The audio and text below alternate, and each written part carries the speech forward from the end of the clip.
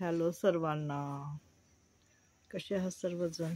बरेच असतात, मजेतच असतात की नाही?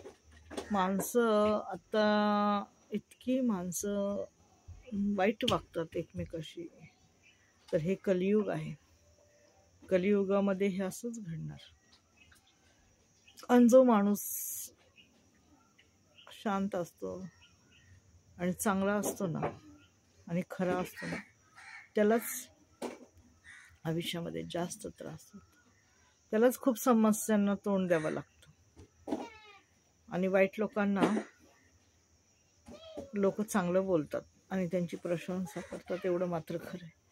परंतु चांगल्या माणसाला लोक वाईट बोलतात, त्याची निंदा करतात, त्याला नावं ठेवतात. कारण का? तो त्यांच्यासारखा होत नाही. तो त्याची तत्व सोडत नाही. तो त्याच्या तत्वात असतो. तो खोटं बोलत नाही. आणि विशेष म्हणजे तो कोणालाच त्रास देत नाही, उलट लोकच त्याला त्रास देतात, एवढं मात्र खरं आहे. म्हणून हल्लीच्या काळात खरं वागणाऱ्याला या कलियुगात फार त्रास आहे आणि फार संकटाला त्याला तोंड द्यावं लागतं. आणि जे खरं मनापासून एखाद्यावर प्रेम करतं किंवा एखाद्याशी चांगलं राहतं ना, त्याला शेवटी धोकाच भेटतो, एवढं मात्र खरं. जी व्यक्ती प्रामाणिक राहते ना, विश्वासाने राहते ना, तिला धोकाच भेटतो.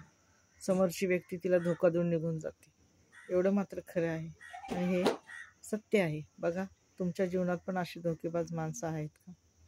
तुम्ही त्यांच्याशी छान वागला, विश्वासाने वागला, खरेपणाने वागला, परंतु त्यांनीच तुमचं आयुष्यात येऊन तुम्हालाच धोका देऊन निघून गेले.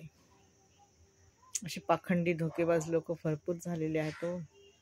तेव्हा सावध राहा, लोक ओळखायला शिका. कारण का?